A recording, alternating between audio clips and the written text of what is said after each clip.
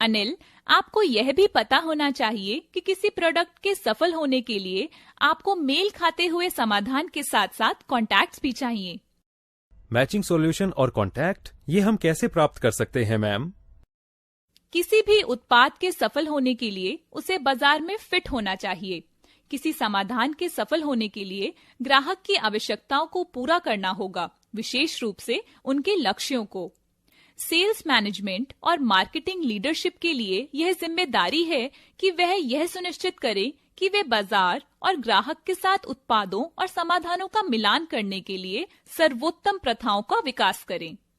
सबसे पहले आपको ग्राहक की वर्तमान स्थिति को समझने की आवश्यकता है।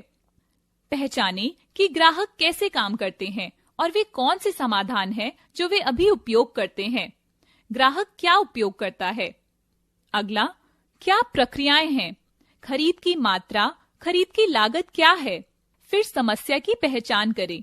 ग्राहक की स्थिति के आधार पर उनकी स्थिति में पेन पॉइंट्स की पहचान करें। उसके बाद समस्या को फंसाने का समय है। ग्राहक की जरूरत के समाधान में यह पेन कैसे प्रकट होते हैं, इन समस्याओं के कारण ग्राहक क्या करता है। तब आप जरूरत को समझ पाएंगे।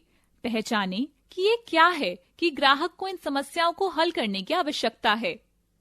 सेल ग्राहक के बारे में है, इसलिए ग्राहकों के लिए पेन पॉइंट्स की पहचान करना और ये पेन पॉइंट किस स्तर पर ग्राहक को आपके उत्पादों को अपनाने के लिए प्रेरित करेंगे।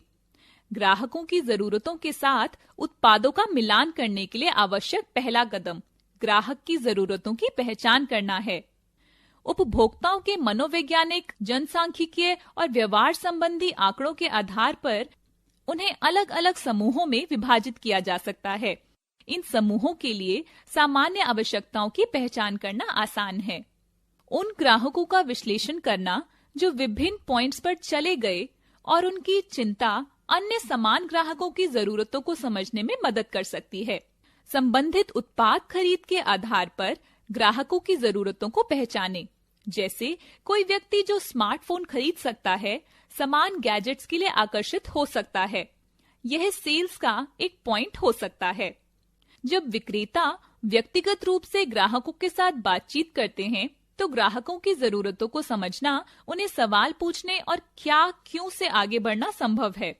लेकिन जब अद्वितीय व्यक्तियों की बजाय एक व्यापक ग्राहक आधार के लिए समझने की आवश्यकता होती है, तो ग्राहक की जरूरतों की पहचान करने के विभिन्न तरीके होते हैं। माध्यमिक डेटा एक कुशल और लागत प्रभावी तरीका है, लेकिन किस पॉइंट पर सेकेंडरी डेटा का उपयोग किया जाएगा, यह अभी भी समझने की आवश्यकता है।